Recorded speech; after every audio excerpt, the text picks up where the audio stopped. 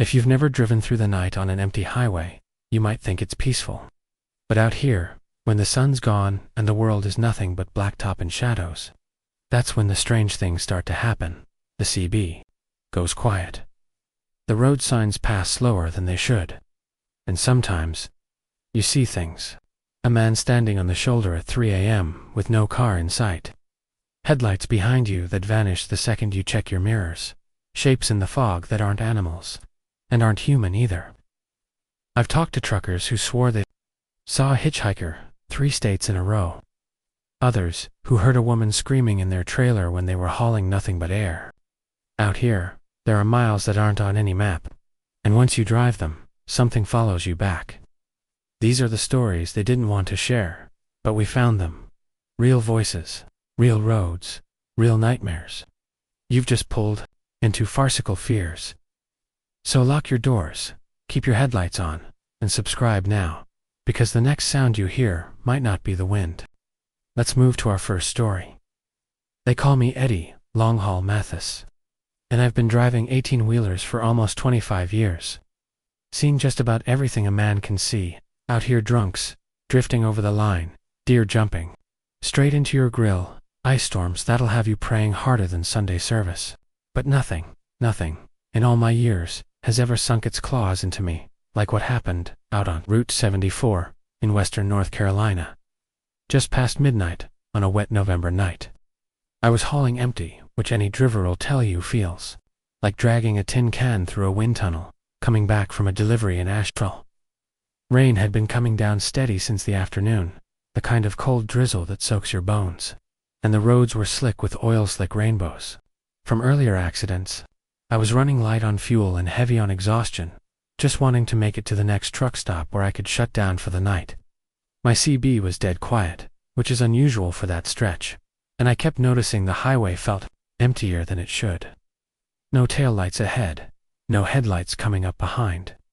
Just me and the white lines vanishing under the wipers' squeaky rhythm. About 20 miles west of Shelby, I saw him. At first, I thought it was a deer at the shoulder, hunched, unmoving. But as my high beams caught the figure, my stomach went cold.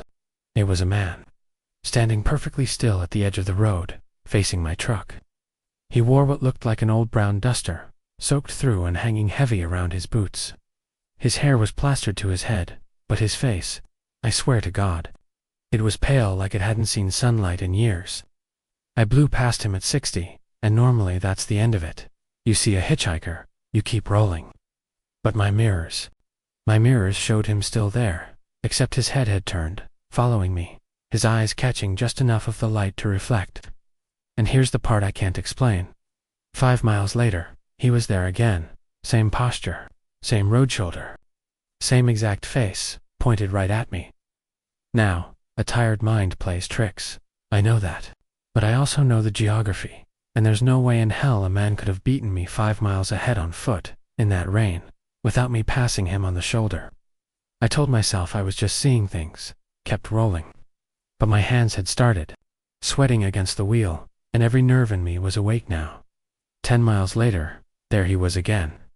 Same duster, same boots, same rain-slick hair. Except this time his head was already turned toward me, before I even reached him by the time I hit the gas station outside Kings Mountain. I was rattled enough to need a break. I pulled under the canopy, rain ticking on the roof, and just sat there with the engine idling, telling myself I was fine. No one else around. The lights buzzed overhead, that faint hum that makes you feel lonelier than you are. I climbed down, swiped my card, and started fueling up. That's when I saw it. Muddy boot prints, leading from the wet blacktop straight toward my cab door. Not like someone had walked by on their way inside, but like they'd stopped right at my step. I bent down, touched the tread, still wet. I climbed back into the cab and locked the doors without thinking. My CB crackled then, just once, a burst of static that made me jump. Eddie. The voice was faint, drawn out, and wrong in a way I can't put into words. I yanked the mic, called out no answer, just dead air. That's when my passenger side mirror caught movement. Not much, just enough to make my eyes flick over. There, in the reflection, under the gas station, canopy's flickering light, was the man in the duster. Not walking toward me. Just standing there, looking right at my mirror. I don't remember putting the truck in gear. But I know I blew out of that station, like a bat out of hell, fuel caps still swinging loose. My heart was hammering so hard I could hear it over the rain. I kept glancing in the mirrors, half expecting to see him in my lane. Maybe running alongside, maybe I don't know what. The rain thickened, wipers fighting to keep up, and the white lines seemed to blur together until I wasn't sure if I was dreaming the whole damn thing. It was around 2 a.m. when I hit a long stretch of highway with no exits. That's when I saw him again, but not on the shoulder this time. He was in the middle of my lane, facing me, head tilted just slightly to the side, like he was curious. My foot slammed the brake so hard, I thought I'd jackknife the empty trailer before I regained control. By the time I stopped, there was no one in the road. Just rain. My hazard lights flashed red against the wet pavement. The engine idling like nothing had happened. I was shaking so bad my teeth clattered. I don't scare easy, but there's something about being alone in a machine that big, with the dark pressing in and no one to call, that makes you feel small real fast. I forced myself to roll forward slow, scanning the edges of the highway. No man, no boots, just miles and miles of wet blacktop. That's when I smelled it. Mud, wet, earth, and something faintly metallic, like blood. It was coming from the sleeper. I told myself not to look. I told myself just keep driving until daylight. But you can only ignore a smell like that so long. I pulled over on the shoulder, grabbed the mag light from my side pocket, and turned toward the sleeper curtain. My hands felt like they belonged to someone else as I pulled it back. Empty. Nothing but my bedding and a duffel bag. But the bedding, it was soaked through. Muddy boot prints on the blanket. Just like the ones I saw at the gas station. I didn't sleep that night. Hell, I didn't sleep for the next 3 runs. Kept seeing him in my mirrors. Kept checking the sleeper every rest stop. My CB would crackle with static sometimes. A faint breath like someone was leaning right up to it. And once, just outside Raleigh, I swear I heard my name again, drawn out and wet, like someone speaking through a mouthful of water. I've heard other drivers talk about him, since the man in the duster. Always out in the rain. Always showing up miles ahead of where he should be. They say if you see him more than 3 times in one night, you won't make it to sunrise. I guess I got lucky, or maybe he just wasn't ready for me yet. But even now, whenever it rains on a night run, I keep my mirrors angled just a little different. Because if I ever see him in them again, I'm not sure I'll keep driving. And if you're ever out there on Route 74, and you pass a man standing still, in the rain, wearing a long brown duster, don't look back. Not in your mirrors. Not at all. I thought I was done with him, but 2 months later, dispatch sent me back on Route 74. No rain this time, clear sky, half moon, quiet CB. I almost let myself relax, until my passenger side mirror started catching something in the fog. Not headlights. Not a shadow. A shape, long coat, still as stone, appearing in the reflection for a second, then gone. Around midnight, the CB crackled. No voice. Just tap, tap, tap. Slow and deliberate. I realized it wasn't coming through the speaker. It was coming from the sleeper. I turned, and for a split second saw him in the reflection of the sleeper window, head tilted, eyes cloudy and swirling like fog. Rainwater dripped from his mouth onto my floor. I pulled into a rest stop and checked the sleeper, dry bedding, but muddy boot prints on the mat, pointing toward the cab. I didn't stop again until my run was done. Weeks later, another driver told me, if you see the Rain Man twice in one night, you don't make sunrise. I laughed it off until last month. No rain, no clouds. But halfway to Asheville, my wipers turned on by themselves. My mirrors showed him behind me, walking in the middle of the lane. Boots leaving wet prints that hissed into steam. And then he was gone. I thought it was over until I heard tap, tap, tap from inside the dash. Let's move to our second story. My name's Carl Henson. I've been running freight for almost 15 years, mostly long haul out of Texas, and I've seen my share of weirdness on the road, but nothing like what happened near the New Mexico-Arizona border 3 summers back. I was hauling refrigerated produce out of El Paso, bound for Flagstaff. It was late July, the air so dry it felt like my skin was cracking under it, and the desert heat was still clinging to the pavement, even though it was pushing close to midnight. My trailer was loaded heavy, so I kept the speed steady, watching the temperature gauge more than the road. That part of I-40 is lonely in the best of times, stretches of nothing but black asphalt, sagebrush, and the kind of silence you only find in the desert. I'd just passed the tiny town of Lupton when I saw it. A single blinking hazard light, about a quarter-mile ahead. As I got closer, I realized it wasn't a truck or a car. It was a small, battered horse trailer, sitting dead still on the shoulder. The hazard light blinked weak and uneven, like the battery was dying. I slowed out of habit, scanning for anyone who might be standing nearby. That's when I saw her. She was standing about 20 feet from the trailer, facing away from the road, lit faintly by the blinking hazard. She wore a long white dress that hung in tatters, fluttering just enough in the desert breeze to catch my headlights. Her hair was black and fell all the way to her waist, hiding her face completely. Something about the way she stood made my skin tighten. She was too still, no shifting weight, no glance back toward my approaching truck, no reaction to the sound of my engine. I eased into the left lane to give her space, my eyes locked on her as I passed. Just as I drew even with the trailer, she turned her head. Not all the way, just enough that I caught a glimpse of her face in my peripheral vision. It was pale, almost gray, with deep hollows under her eyes, and lips cracked like dry clay. I swear I saw her mouth form a word, though I couldn't hear it over the roar of my rig. My chest felt tight, my hands clamped on the wheel. But I kept driving. 2 miles later, I checked my driver's side mirror, and she was there. Walking along the shoulder, same tattered dress, same slow, dragging step. I blinked hard, convinced I was overtired. But when I looked again, she was closer.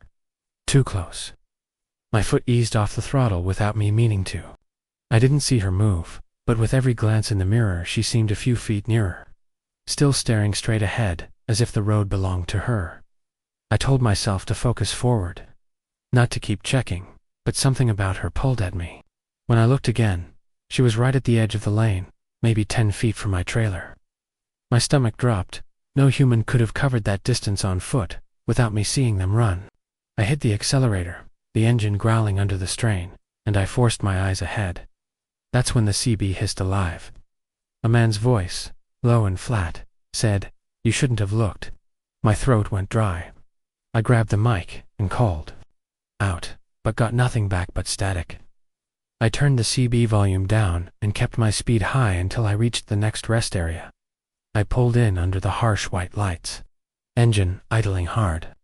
The place was deserted, except for one pickup on the far end. I killed the engine, climbed down, and walked around the rig, telling myself I just needed air. When I reached the back of the trailer, I froze.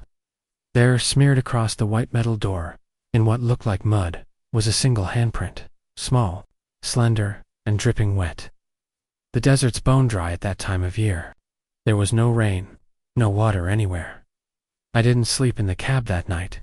I sat in the driver's seat with the engine running, watching the mirrors, waiting for sunrise. Every few minutes, I thought I saw movement on the far end of the lot, a pale figure, too far to make out clearly, pacing just at the edge of the light. The next morning, I checked the back of the trailer. The handprint was gone, but the paint was stained faintly where it had been, like whatever left it had seeped in. I delivered the load without incident, but I couldn't shake the feeling I'd picked something up out there in the desert, too. Days later, heading back east, I passed the same stretch near Lupton. The horse trailer was gone. No hazards, no pale woman. But as I passed the spot, my CB came alive again, the same flat voice whispering, "Next time, you'll stop." I've taken different routes ever since, but sometimes, when I drive through the desert at night, I catch a flash of white in the corner of my mirror, and the sound of faint footsteps in the gravel beneath the roar of my wheels. I know one day I'll see her again, and I'm not sure I'll be able to keep driving. I told myself I was going to forget about it. Truckers see strange things. Weather tricks, exhaustion, hallucinations, lonely road, paranoia, and we move on. But in the weeks that followed, I couldn't shake that night. It wasn't just the pale woman. It wasn't just the strange voice. Over the CB, it was something subtler, something gnawing at the edges of my day-to-day runs. Every now and then, I'd catch a sour, damp smell in the cab, like moldy cloth that had been sitting in water. It would come and go without warning, the first time. I pulled over and checked the floorboards, the sleeper, my gear, nothing. The air was dry and clean outside, but the moment I climbed back in, the smell was there again. My stomach nodded, because I recognized it. It was the same scent I'd caught when I passed her faint. Under the dust and exhaust, 2 runs later. I stopped for the night at a small truck stop outside Winslow. I was parked under the glow of a flickering sodium light, filling out my logbook, when I heard it, soft, irregular tapping on the passenger door. Not a knock, not like a person wanting in. It was lighter, more like the sound of wet fingertips brushing the glass. I froze. My truck was locked, engine running, radio low. I leaned slightly, careful not to make noise, and looked toward the passenger side. The window was dark. My cab light was off, but just as my eyes adjusted, I thought I saw the shape of a hand, long narrow fingers pressing lightly against the glass, leaving faint streaks that caught the orange light overhead. I blinked, and it was gone. I sat there for 10 minutes, every muscle tense, before grabbing my flashlight and stepping out. The lot was empty except for 2 reefers idling near the far pumps. No one was around. I shined the beam over the door, and my stomach turned. There were 5 pale smears on the glass, exactly where the fingers would have been. They were wet. That night I didn't sleep. I kept the radio on low, the engine idling, my eyes on the mirrors. Around 3 a.m., I thought I saw movement behind my trailer in the side mirror, a pale figure stepping out of the shadows, then gone again before my eyes could focus. The next day I scrubbed the passenger window down at a wash bay in Flagstaff, but when the water hit the glass, the streaks reappeared, faint, but there, like they were etched into the surface. A week later, I found myself back on I-40, heading west again. I didn't mean to pass Lupton. I'd planned to take a southern route, but a last-minute dispatch change had me running the same stretch of highway. The closer I got, the more the desert air seemed to thicken. The smell of mold and damp cloth was back in the cab. My CB hissed softly, though no one was talking. I gripped the wheel tighter, my eyes scanning every dark stretch of shoulder. I told myself I wouldn't look. If she was there, I'd just drive past, but as I came over a small rise, I saw it, the horse trailer. Same battered metal, same weak blinking hazard light. Only this time, it was in the opposite lane. I passed slowly, my heart pounding in my ears. The trailer door was wide open. Inside, instead of hay or tack, there were long dark smears on the floor, like something had been dragged out. The desert breeze caught the metal and made the door creak, and then I saw her. Not on the shoulder, not ahead, but in my mirror, standing on the yellow line in the middle of the highway, her head tilted, watching me as I drove away. I pressed the accelerator hard, the cab rattling with speed. I didn't look back again. That night, I stopped at a rest area 2 hours west of Flagstaff. It was late, and I was exhausted, but too wired to sleep. I grabbed a cup of coffee from the vending machine and leaned against the hood, staring at the stars. The desert was dead quiet, except for the occasional rumble of a passing truck. Then, I heard a faint creak. I turned toward the back of my trailer. The latch on the door was swinging lightly, as if it had been touched. My breath caught. I walked around slowly, every step feeling heavier. There, on the back door, was another handprint. This one was higher, right near the latch. And this time, the fingers were longer. Too long. The print was dripping, but not with water. The liquid was dark, almost black under the yellow lights, and it smelled faintly of iron. I stumbled back, my coffee spilling onto the gravel. My heart was hammering so loud I could barely hear the wind. Without thinking, I climbed into the cab, locked the doors, and took off. I didn't care about hours of service laws.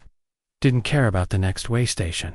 I just drove until the sky turned pale and the sun started burning away the shadows. Let's move to our third story.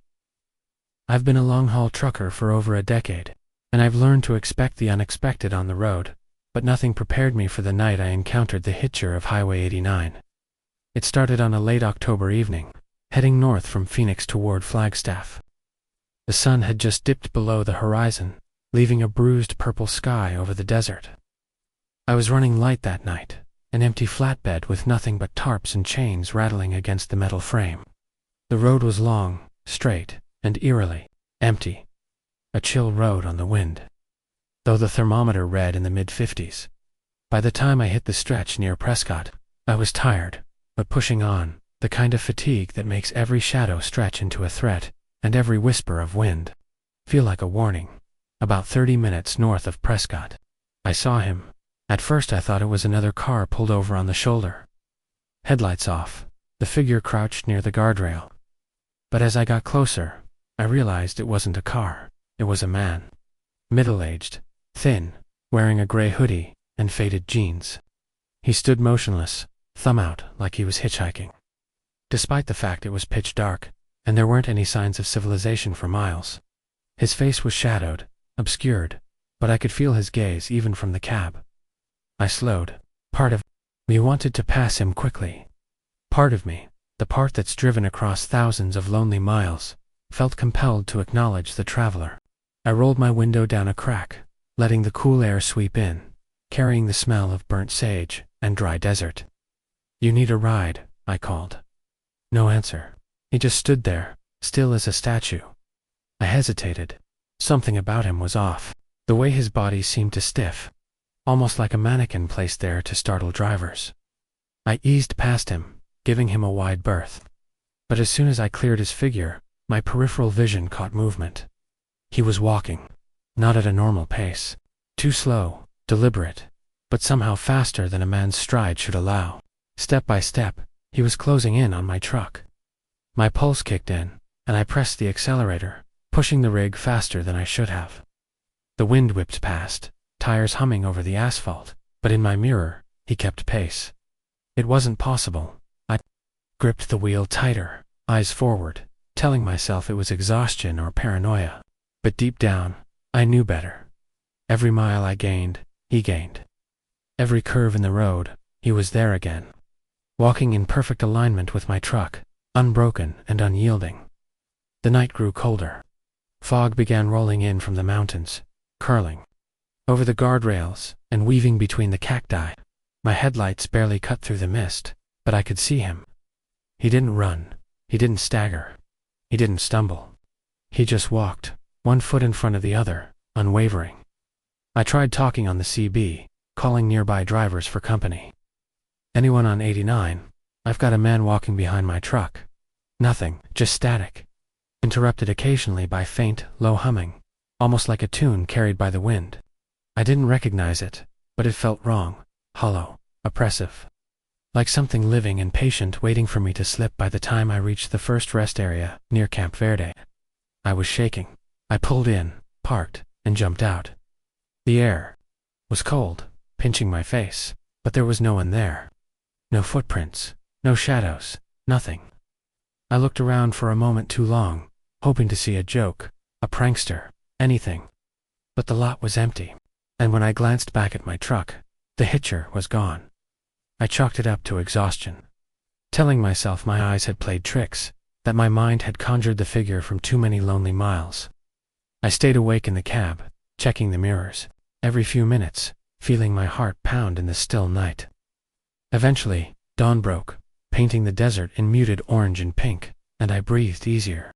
Maybe the encounter was over. But at WASN, single quotes, 2 nights later, I found myself retracing the same stretch northbound. I had no choice. Freight waits for no one.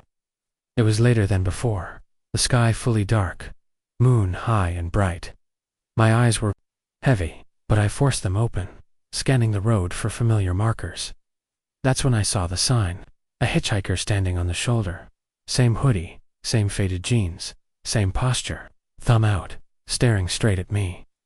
I nearly slammed the brakes. My brain screamed at me. It couldn't be the same man. He was too far south from my previous encounter for him to have made that distance on foot in 2 days. Yet there he was, I swerved slightly to give him distance, telling myself to drive past, and for a moment, I thought I had. But when I glanced in the passenger mirror, he was walking alongside my truck. He didn't move faster, didn't slow down. He simply matched my speed perfectly, step for step. Panic gripped me. I pressed the horn, flashing lights, yelling out the window. Nothing. He didn't flinch, didn't blink, didn't even acknowledge my presence. Just walked. By the time I reached a turnout 5 miles ahead, I forced myself to stop. My hands were trembling as I reached for the CB again. Anyone? Anyone see this man? The static hissed in response, punctuated by that same low humming, like it had traveled through the radio waves themselves. I killed the engine and sat frozen. When I checked the mirrors, he was gone. But I didn't feel relief. I didn't see him. I didn't hear him, but I smelled him, that faint wet smell, like damp clothing left to rot in the sun, crawling under my nose. It was enough to make me retch, enough to make my stomach knot, and yet I couldn't leave. I couldn't move, and then I heard it, tapping, slow, deliberate, coming from the back of the trailer. Not heavy, like someone banging, but light, rhythmic, like fingers drumming. I forced myself to climb out and check. Nothing. Empty road. No hitcher. No other trucks. Just the still desert and the echo of tapping fading into the wind. I drove. The rest of the route with my eyes locked forward, mirrors ignored, CB off, and truck lights on high beam. Every shadow seemed to stretch. Every sound felt amplified. By the time I pulled into Flagstaff, the sun was rising, but the dread hadn't lifted. Something had followed me all night. I quit that run the next week. Took a different route, southbound. But every time I drive through Arizona, I find myself glancing over my shoulder, scanning for that gray hoodie, for that thumb, for that impossible figure. And every now and then, late at night, I swear I can see him in the distance, walking along the edge of the lane, waiting, watching. I've shared this with a few other drivers, older hands, with years of desert miles, and they nod. Some have seen him too. They call him the Hitcher of Highway 89. Some say he's a spirit of the lost. Some say he's a warning, but no one really knows. I only know one thing. Once you see him, he never truly leaves. And if you ever pass him alone on a dark highway, don't stop. Don't even blink, because if you do, you may never move again. After that night, I avoided driving after dark, but even in daylight, I felt him a shadow at the edge of my vision, a presence that lingered. Notes appeared under my cab door at random stops, messy handwriting warning. You saw me. Don't stop. They smelled faintly of desert dust and wet cloth. I tried other routes, but he found me. One night, my CB crackled with that same low, whispery voice. You can't leave. Not yet. I stayed awake all night in the cab, staring at the horizon, heart hammering. The desert silent yet oppressive. The sightings continued. On long stretches, I'd glimpse him in mirrors or reflections. Gray hoodie, faded jeans, thumb out. He never ran, never faltered. Just kept pace, always patient, always watching. I never stop at night anymore. Every stretch of dark highway, every empty rest area, I feel him waiting. Step by step, he follows. 1 second of hesitation, and I know he'll catch me. The Hitcher of Highway 89 doesn't leave. He never will. Let's move to our fourth story. I'd been driving the same route for years, hauling refrigerated goods from Dallas to Albuquerque, and I thought I'd seen it all. But one night in late November, I encountered something that made me question every mile I'd ever driven. It started around 2:30 a.m., somewhere near the outskirts of Roswell. The highway was empty, the moon hidden behind thick clouds, and a biting wind swept over the plains. I was tired, my eyelids heavy, when I noticed a small, rusted sign on the side of the road. Welcome to the Forgotten Junction. I hadn't heard of the place before, and it wasn't on my GPS. Odd, but not alarming. A few miles past the sign, I saw it, a parked semi, old and dented, sitting at an angle like it had been abandoned for years. Its trailer doors were wide open, and inside was nothing but darkness. The kind of darkness that seemed to pull at the edges of your vision. stretching shadows into shapes that shouldn't exist. I slowed instinctively, curiosity mixing with unease. That's when I saw her. A woman, or something that resembled one, crouched on the edge of the trailer. Her hair was long and tangled, hanging like wet ropes, and her clothes were ragged, caked with dirt and dried blood. She lifted her head slowly, revealing eyes that reflected the headlights like polished obsidian. I nearly slammed on the brakes, but before I could, she spoke a whisper so soft I almost didn't hear it over the engine. "Please, help me." The sound wasn't human. It had a hollow, echoing resonance that seemed to rattle the cab. My stomach twisted, but something compelled me to respond. I parked a safe distance away, cutting the engine, trying to rationalize what I was seeing. Exhaustion? Hallucination? But she didn't move. She just stared. Then the air changed. A damp, rotting smell filled the cab and the trailer. My stomach heaved. I leaned out slightly, trying to get a better look. That's when I saw the floor of the trailer covered in handprints, dark sticky prints that looked fresh, like someone had been dragged across the metal just moments before. I wanted to drive away, but my legs refused to move. My mind froze in a loop, torn between fear and the inexplicable compulsion to approach. A sudden gust of wind slammed the trailer doors shut, making me jump. When I looked back, she was gone. But the handprints remained, stark and wet against the rusted metal. I kept driving, trying to shake it off. But the highway felt different, longer, emptier, as if the air itself had thickened. Around every curve, I expected to see her, crouched in the shadows, waiting. That night, I kept my headlights on high beam, scanning every mile, but I saw nothing else. Until I reached the rest stop near I parked, exhausted, and went inside to grab a cup of coffee. That's when I noticed it. A faded photograph taped to the bathroom mirror. It was old, yellowed at the edges, depicting a group of truckers standing next to a rig that looked remarkably like mine. But one figure was different, the same woman. Crouched at the edge of the trailer, face twisted in a silent scream, I stumbled back, nearly dropping the coffee. When I looked again, the photo was gone, replaced by a single note scrawled on the mirror in the same shaky handwriting.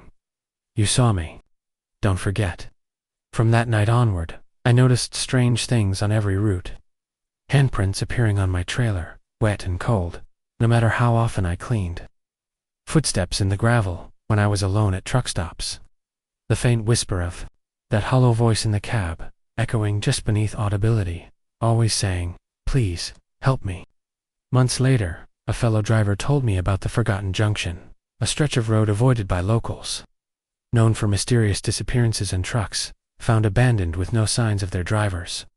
He said some claimed the area was cursed, a place where the dead waited for the living to stumble into their path. I don't know if it's a curse or something else. All I know is that every time I drive that stretch, my blood runs cold before I even see the sign. The woman, the handprints, the hollow voice, they follow me. Embedded in the memory of that night, a warning I can never ignore. And now, even when I take different routes, I sometimes catch a glimpse of her in the mirrors, crouched on the trailer, waiting, watching. I can hear her whispering from the shadows of the cab, and I know that if I ever stop, I won't get back on the road, because the Forgotten Junction doesn't let anyone leave unscathed. After that first encounter at the Forgotten Junction, I tried to avoid that stretch of highway entirely. But as a long-haul trucker, avoiding certain roads isn't always an option. Every time I approached the area, my hands would tighten around the wheel, my stomach curling into knots. Even when I took alternate routes, I felt it, the same oppressive sense of being watched, like eyes drilling into the back of my skull. One night I had to run a load from Albuquerque back toward Dallas. The desert sky was heavy with clouds, and a cold wind bit through the cab. Around 1:30 a.m., I saw her again, crouched on the shoulder, hair matted and clothes torn, eyes glinting under the faint light of the moon breaking through the clouds. My breath caught, and I instinctively gripped the wheel tighter. But when I blinked, she was gone. Then came the whispers. First faint, almost imagined, like the wind rustling across the trailer. But they grew louder, more insistent, until I could hear them clearly. "Please, help me, don't leave me." They weren't coming from the cab speakers or the CB, they were inside my mind. The more I tried to ignore them, the louder they became, twisting in on themselves like a cyclone of sound. I stopped at a small, empty rest area, heart racing, and tried to collect myself. That's when I noticed the trailer. The handprints were back, smeared across the metal floor, darker, wetter, as if freshly made. And the air around the trailer was cold, biting through my jacket like frost. I wanted to drive away, but my legs refused to move. Something held me there, rooted to the asphalt, staring at the darkness inside the trailer. I reached the city limits eventually, but the feeling didn't leave. Every stoplight, every rest area, every truck stop. I thought I caught glimpses of her, crouched, just out of sight, hair hanging in front of her face, staring. One night, at a truck stop near Amarillo, I saw her reflected in the glass of a diner window, mouthing the words, "Don't forget me." I blinked, and she vanished. The whispers followed me home. Even in the safety of my own garage, I could hear the soft, hollow voice echoing through the cab. I tried to convince myself it was fatigue or imagination, but the dark, wet handprints appeared on my trailer floor every time I returned from a run, cleaned them, and they reappeared. I spoke to other drivers cautiously. A few older hands nodded knowingly, sharing tales of the forgotten junction. Some claimed the woman had died decades ago, in a truck accident, trapped between the trailer doors, her spirit forever bound to the stretch of desert highway. Others whispered that anyone who saw her risked being drawn into her world, disappearing without a trace, leaving their trucks abandoned like warnings for the next traveler. Weeks turned into months. The encounters grew more intense. One night, I saw her in my side mirror while driving at 70 miles per hour, crouched on the trailer, eyes glowing faintly, lips moving silently. My heart skipped a beat, and I nearly swerved off the road. I honked, flashed the headlights, but she didn't move. She just stared, unblinking, patient, as if waiting for the right moment to claim me. Sleep became impossible. The moment I closed my eyes, I saw her crouched inside the trailer, whispering from the shadows. Every noise, a creak, a bump, a gust of wind, sounded like her voice. I started carrying extra fuel, avoiding the desert night entirely. Yet she always found a way to remind me she was there, waiting, patient, hungry for acknowledgement. I've learned to drive with my mirrors constantly scanning, every nerve on edge. The air in the cab feels heavier on certain nights, like a presence pressing down, cold and damp. I can't explain it logically. I just know that if I ever stop at the forgotten junction again, I may never leave. The woman's spirit waits, bound to that rusted trailer, seeking someone foolish enough to pull over, to look too closely, to hesitate. And I know, deep down, that she will find me again. Because the forgotten junction doesn't release its ghosts. It doesn't forgive. And it doesn't forget. Let's move to our fifth story. I never considered myself superstitious. But after the night I encountered what truckers call the phantom convoy, I began to doubt everything I thought I knew about the road. It was early December, bitterly cold, and I was hauling a refrigerated load from El Paso to Albuquerque. The desert was empty, the stars muted behind heavy clouds, and a fine layer of frost coated the asphalt. I was pushing hard to make time before a weather system moved in, my rig groaning under the weight of frozen cargo. When it started, at first, it was subtle, the faint sound of engines in the distance, like trucks approaching, but the highway behind me was empty. I glanced in the rearview mirror. Nothing. Just a long stretch of asphalt, disappearing into darkness, lined by the occasional outline of mesas and scraggly desert brush. I shook my head, telling myself it was the wind, maybe a trick of fatigue. But then I heard it again, louder this time, the low, rhythmic thrum of diesel engines, rolling closer, echoing off the distant hills. I slowed, trying to catch sight of whoever might be on the road. There should have been nothing. I hadn't passed another vehicle for miles. Yet in the distance, faint headlights appeared, one set after another. At first I thought it was a small convoy of trucks, but the formation was strange, too tight, too perfectly aligned, like a single entity moving in unison rather than independent vehicles. As they drew closer, the hair on my arms stood on end. The trucks weren't normal. Their cabs were old, rusted, and dented, yet gleaming under the faint moonlight. The headlights were dim, almost hollow, flickering in a way that suggested more than malfunction, a deliberate, eerie pulse. And the drivers. There were no drivers. No silhouettes, no movement, just empty cabs, engines roaring in synchronized rhythm, rolling toward me as if guided by some unseen hand. Panic surged through me. I floored the accelerator, trying to put distance between myself and the phantom convoy. But no matter how fast I drove, they stayed in perfect formation behind me.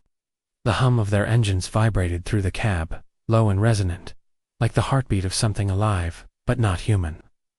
I tried to radio other truckers, but the CB was dead.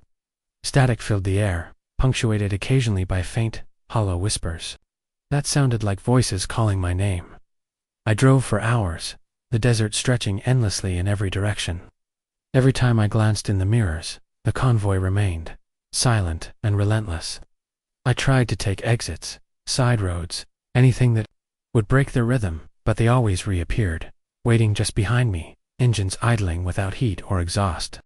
The cold seeped into the cab, frost forming on the edges of the windows, and I could see my breath even with the heater cranked up. By the time I reached the outskirts of Albuquerque, dawn was breaking, and the convoy vanished. No headlights, no sound, nothing. It was as if they had never existed. I pulled into a truck stop, shaking hands, numb, heart hammering. Other drivers were there, sipping coffee and exchanging casual conversation. I asked if anyone else had seen a convoy like that, but they shook their heads. Just a lonely night, one said. Maybe your mind playing tricks. I wanted to believe that, I really did. But I couldn't shake the memory of the synchronized engines, the empty cabs, and the way the convoy seemed to anticipate every movement I made. The fear wasn't just in seeing them, it was in knowing that, for those hours, I had been followed by something that shouldn't exist, something that obeyed no laws of physics or time, yet moved with perfect purpose. In the following weeks, I found myself avoiding long desert routes at night. Even in daylight, I felt watched. Sometimes, on remote stretches, I thought I glimpsed faint shapes in the distance, headlights too dim and patterned too strangely to be real trucks. I began documenting my runs, noting the exact times, mile markers, and weather conditions. Every time I encountered fog, frost, or empty stretches of road late at night, I would scan the horizon, half expecting to see that perfect formation of rusted cabs appearing silently behind me. I talked to other truckers in hushed tones. A few older drivers nodded knowingly, sharing stories of phantom convoys that appeared on desert highways for decades, vanishing without a trace. They called it a curse, a warning, or a test, something that chose solitary drivers and haunted them until they acknowledged it. They said the trucks followed not to kill, but to observe, to mark those who were alone and vulnerable in the endless expanse of night. Months passed, but the memory never left me. I still see faint flickers on the horizon during lonely night drives. The synchronized hum of invisible engines echoes in my mind when I'm in silence. I've learned to drive with constant vigilance, mirrors scanning every angle, my hands gripping the wheel tightly, anticipating every curve and straightaway. I don't know what the phantom convoy is, or why it chose me, but I know one thing: it exists. And if you ever find yourself alone on a desert highway at night, and you hear the low thrum of engines that shouldn't be there, don't slow down, don't look back. Keep moving, because the convoy doesn't stop, and it never forgets. Even now, as I recount this story, I can hear faint echoes in the distance, like diesel engines rolling endlessly across the desert, watching, waiting, patient, and I know that one day, I might see them again, perfect. Empty cabs moving in unison. A phantom formation that exists just beyond the edge of reality. After that first encounter, the phantom convoy never left my thoughts, even in the bright glare of daylight. I could feel their presence lurking on empty desert highways, a cold weight pressing through the cab. Shadows along the roadside would twist unnaturally, forming shapes that resembled the trucks I had seen, rusted, dented, perfectly aligned, moving in unison as if the desert itself obeyed their rhythm. On long stretches of asphalt, I could sometimes catch a glimpse of dim headlights flickering far ahead, too synchronized to belong to any normal drivers. My sleep became restless, plagued by nightmares of empty cabs rolling silently behind me. Engines resonating like low, human-like heartbeats. The faint whisper of diesel and hollow voices seemed to echo inside my skull, repeating my name, beckoning me to slow down, to pull over, to falter. But I knew what would happen if I did. Frost patterns formed in strange lines across my cab. Windows, scratches appeared across the dashboard. And unexplained dents marred the trailer floor, as if the convoy had brushed against my truck while I slept. At deserted rest stops, I would glimpse their silhouettes in reflections. Perfectly aligned, engines silent, watching me from the shadows. The fear was constant, gnawing at the edges of my mind. A living reminder that the convoy doesn't just follow, it studies, it tests, it waits. One wrong move, one moment of hesitation, and I feared I would be trapped, marked. Another phantom lost to the endless desert highways, joining the ranks of those the convoy had claimed before me. The knowledge of their patience, their inevitability, hung over every mile I drove, chilling me to the bone, ensuring that even the brightest day felt heavy with their silent, relentless presence. Let's move to our sixth story. It was a freezing February night when I got the call for an urgent haul from Phoenix to Denver. The load was temperature sensitive, and I had no choice but to take the night route across the remote stretches of northern Arizona. The sky was overcast, the moon a faint smear behind thick clouds, and a biting wind swept across the desert plains. I had been driving long enough to know that loneliness and fatigue could play tricks on your mind. But nothing could have prepared me for what I was about to experience. The road stretched endlessly, flat and empty, save for the occasional cactus, or a rocky outcrop breaking the horizon. Around midnight, I noticed something unusual in my mirrors, a faint glow behind me. Too small to be a normal headlight, flickering like a candle in the wind. At first, I ignored it, assuming it was a distant vehicle or a reflection of my own lights on the cold windshield. But as the minutes passed, the glow seemed to grow, not brighter, but closer, moving in a way that didn't obey the curves of the road. A chill ran down my spine. I glanced behind again and saw it, a truck. Or at least, it looked like one, at first, rusted and old, almost entirely black against the night, with headlights dim and flickering in a strange rhythm. There was no exhaust, no engine sound, yet it moved silently, perfectly aligned with my own lane. I slowed slightly, just enough to get a better look, and my stomach twisted when I realized the cab was empty. No driver, nothing, just the truck, following me with an almost predatory precision. Panic set in, but I knew I had to keep moving. I accelerated, hoping distance would break whatever this was, yet the truck mirrored every movement I made. It followed at a constant distance, perfectly synchronized, as if it anticipated my every decision. The desert air seemed heavier, colder, as if this thing carried with it a tangible dread.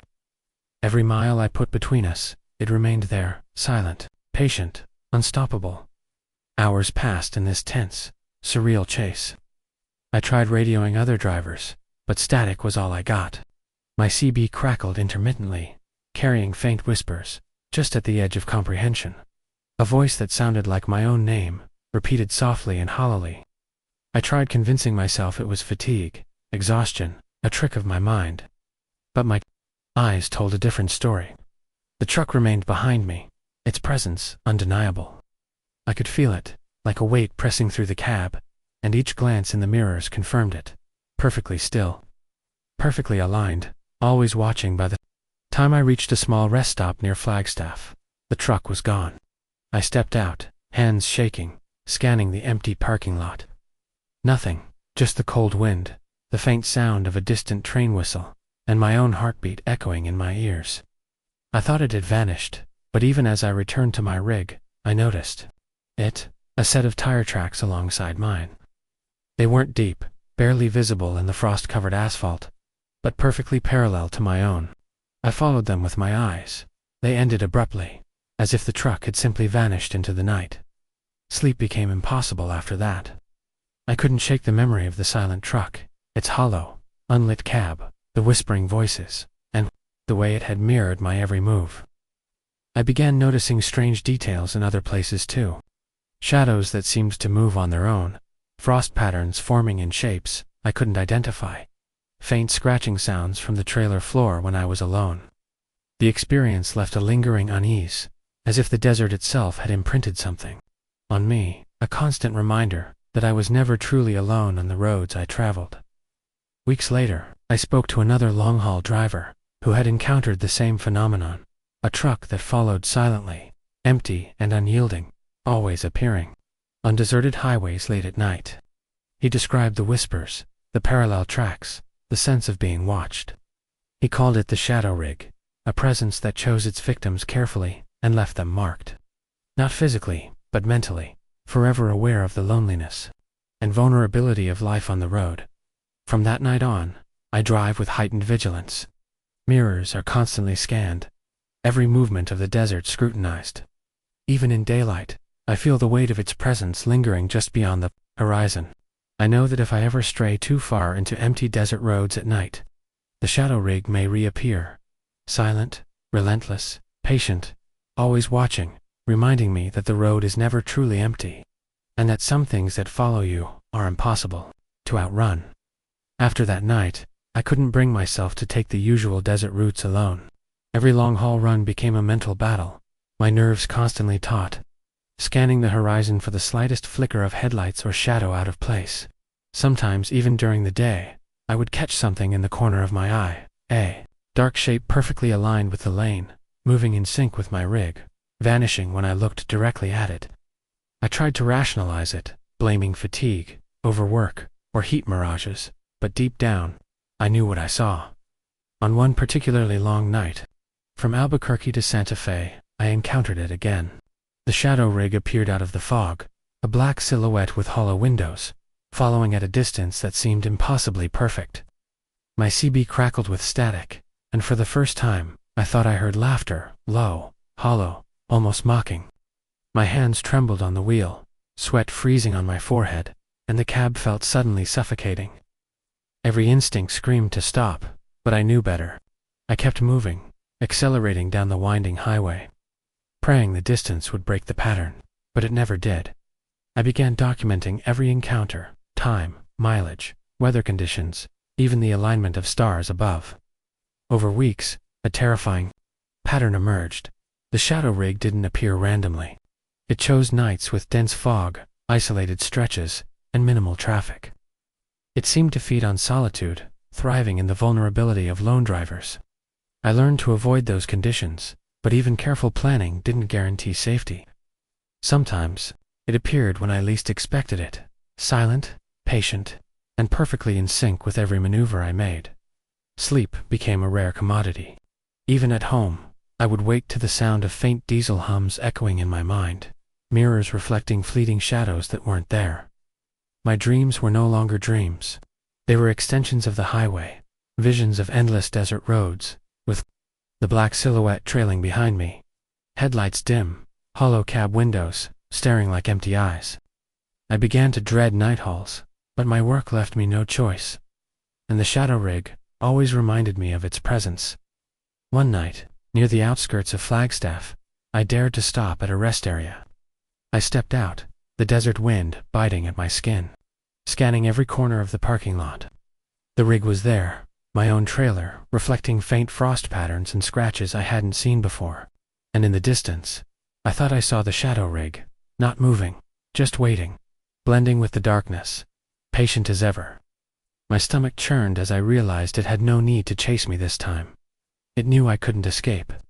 It only needed me to remember. I began speaking to other truckers, cautiously, whispering of the shadow rig. Some nodded knowingly, others laughed nervously, dismissing my story. But a few shared similar experiences, trucks appearing from nowhere, silent, unyielding, marking drivers mentally rather than physically. Some said it was the desert itself taking form. Some whispered it was a ghostly convoy of lost drivers. Others simply called it a curse. No one offered solutions, only warnings. Never alone at night, always keep moving, and never stop to look back. The fear became a constant companion. Mirrors, windows, shadows. Nothing was safe from its influence. I could feel the presence, even when empty highways stretched before me in daylight. Every long-haul trip became a test of nerve, vigilance, and endurance. The shadow rig was not just a vehicle. It was a reminder of the desert's endless solitude, of the fragility of life on the road, and of the inevitability of being watched. And I know, deep down, that it will appear again. One night, somewhere on a desolate stretch of desert highway, the black silhouette will emerge from the fog, hollow cab glowing faintly under moonlight. Its tires will hum in perfect synchronization with the asphalt, and it will follow me, patient, silent, inevitable. No matter how far I drive, how fast I accelerate, or how vigilant I am, the shadow rig will always be there. A spectral mirror of solitude and dread, reminding me that on the open road, some presences are impossible to outrun, and some horrors never leave. Let's move to our 7th story. I had been driving the long stretch from Las Vegas to Salt Lake City for nearly 14 hours when the storm hit. The sky was bruised with dark clouds, and sheets of rain hammered the asphalt relentlessly, turning the highway into a slick ribbon that reflected every neon glow from distant signs and lightning flashes. I was exhausted, muscles sore, and my eyes heavy. But the dispatcher had stressed that the delivery had to be made overnight, no exceptions. I had faced long hauls before, storms before, fatigue before, but nothing could have prepared me for what awaited me that night. As I approached the remote stretches, just outside St. George, something caught my eye. At first I thought it was a trick of the rain in my tired mind, a shadow stretching across the white lane lines. Then I realized it was a figure standing in the middle of the road, perfectly still, dressed in dark-soaked clothes. I slammed on the brakes, the trailer fishtailing slightly, heart hammering. The figure didn't move or flinch. It didn't even seem human, standing unnaturally straight, as if rooted to the ground. I jerked the wheel to avoid it, skidding past, just inches from where it stood, and for a moment, I swore I saw its face, pale, expressionless, and impossible to look at directly. I told myself it was a hallucination, fatigued playing tricks on my mind, yet a deep, bone-chilling dread settled in my chest. My mirrors reflected the empty road behind me, but a creeping sense told me I wasn't alone. Every mile forward seemed longer than the last. The storm's roar filled my ears, yet amid the rain, I thought I could hear faint footsteps keeping pace with my rig. Hours passed like an eternity. The figure reappeared intermittently, always on the road, always silent, standing motionless, as if daring me to approach. Sometimes, in the distance, I glimpsed fleeting shapes, near the roadside, other figures, crouched in the shadows of signs or telephone poles, watching, waiting. The highway felt less like a path and more like a gauntlet, each mile testing my resolve, my perception, and my grip on reality.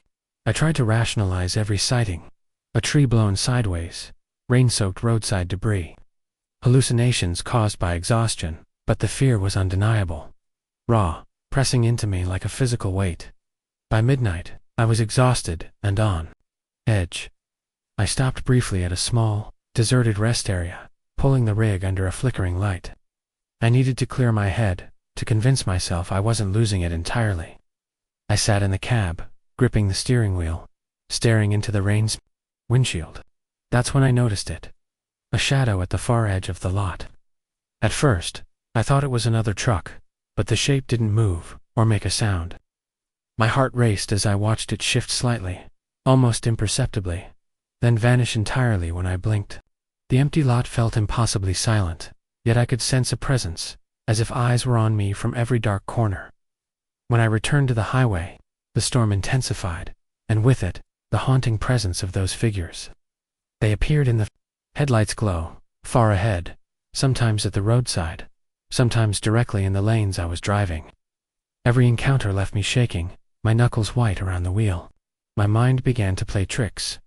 Sometimes a single figure seemed to multiply, appearing in mirrors, in reflections of wet asphalt, in the periphery of my vision.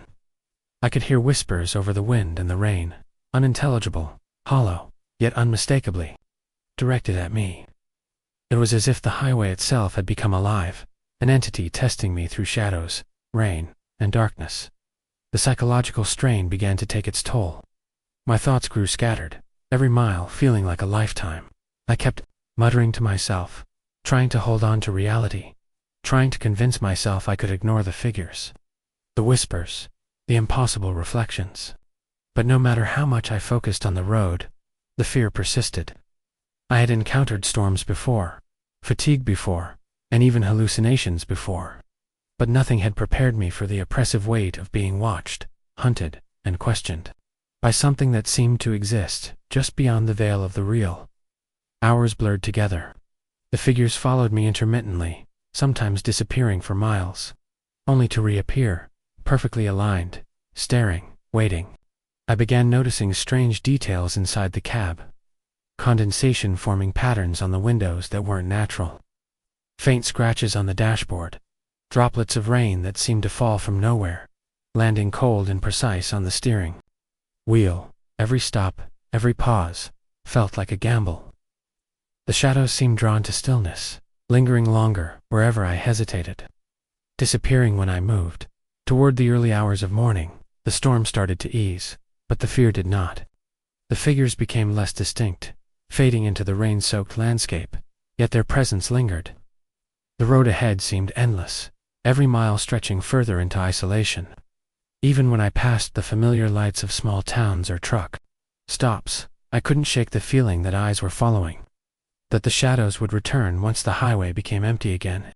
The experience had etched itself into my mind, a permanent reminder that some roads are haunted, not by ghosts, in the traditional sense, but by forces that prey on exhaustion, solitude, and fear itself. By sunrise, I had reached Salt Lake City, exhausted, drenched, and shaken to my core. I parked the rig and sat quietly, staring at the horizon where the storm clouds had begun to clear. There were no figures in the daylight, no shadows, no whispers, only the normal hum of traffic and the distant calls of early morning birds. But I knew, deep down, that those figures were still out there, lying in wait for the next driver, foolish enough to take the highway alone at night. They were patient, relentless, and impossible to outrun. The embodiment of fear that existed just beyond the light. A reminder that the road is never truly empty, and that some presences endure, unseen, until they choose to reveal themselves again. From that night onward, I refused to take night hauls on isolated highways without company. I started documenting every encounter, speaking with other truckers quietly about what I'd seen, piecing together a grim pattern. Some laughed it off, others nodded knowingly. They called it the rainwalker's shadows that appeared during storms, drawn to exhaustion, isolation, and fear.